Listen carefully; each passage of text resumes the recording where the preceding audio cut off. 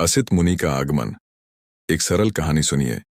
यह बात उस समय की है जब राजकुमार सिद्धार्थ का जन्म हुआ था। हिमालय की ऊंची ऊंची पहाड़ियों पर असित नाम के एक महान अर्षि तपस्या कर रहे थे।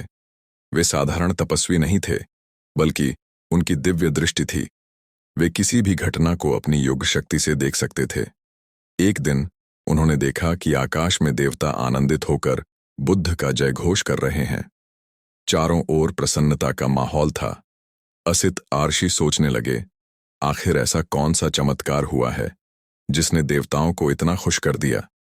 तभी उन्होंने अपनी दिव्य दृष्टि से पूरे जम्बू द्वीप भारत का निरीक्षण किया। उनकी दृष्टि कपिलवस्तु के राजा शुद्धोधन के महल तक पहुंची। वहां उन्होंने देखा कि राजा के घर एक दिव्य बालक ने जन्म लिया है। बालक का तेज ऐसा था कि उसकी आभा ने देवताओं को भी हर्षित कर दिया। यह देखकर असित मुनि ने सोचा, मुझे इस बालक से अवश्य मिलना चाहिए। उन्होंने अपने भतीजे नरदत्त को बुलाया और कहा, चलो हम कपिलवस्तु चलते हैं।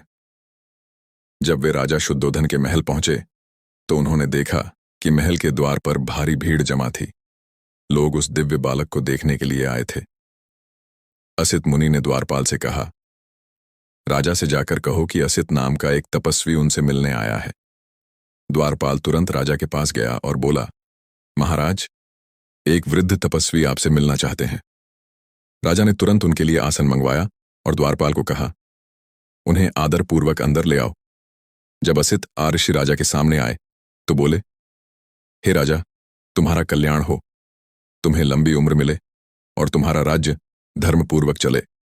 राजा ने उन्हें प्रणाम किया और आदरपूर्वक आसन पर बैठने का आग्रह किया। फिर पूछा, महात्मा, आपका यहां आने का क्या कारण है? असित राजर्षि मुस्कुराए और बोले, राजा, मुझे पता चला है कि तुम्हारे यहां एक दिव्य बालक ने जन्म लिया है। मैं उसे देखने की इच्छा से यहां आया हूं। राजा ने कहा, महात्मा, बालक अभी सो रहा है, क्या आप थोड़ी देर प्रतीक्षा करेंगे? इस पर अर्षि बोले, ऐसे महान आत्मा अधिक समय तक नहीं सोते, वे तो जन्म से ही जागृत होते हैं। ये सुनते ही जैसे बालक ने स्वयं उन पर कृपा की हो, वह जागने की हलचल करने लगा। राजा ने तुरंत उसे उठाया और राजर्षि के सामने ले आए।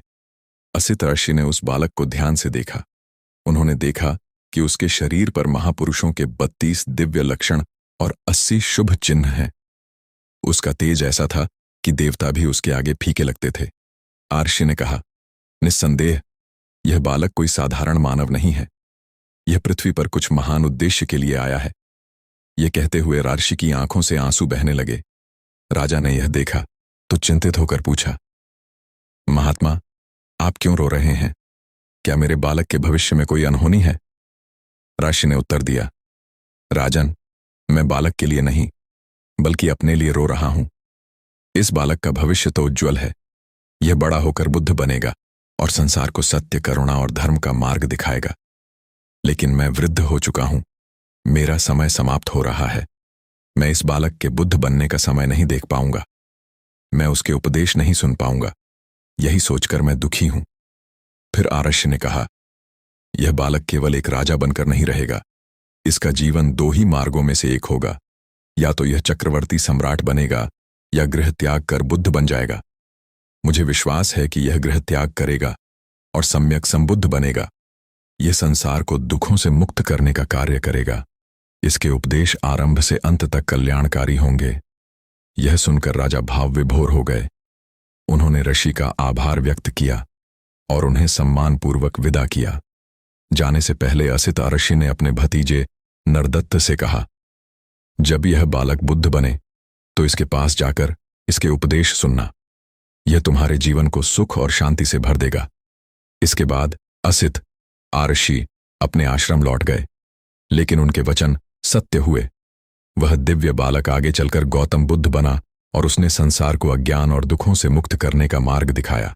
अगर आपको यह कहानी पसंद आई हो तो इसे लाइक करें, सब्सक्राइब करें और अपने दोस्तों के साथ शेयर करें। अगले वीडियो में फिर मिलते हैं ऐसी ही एक अनसुनी और रोचक कहानी के साथ। धन्यवाद।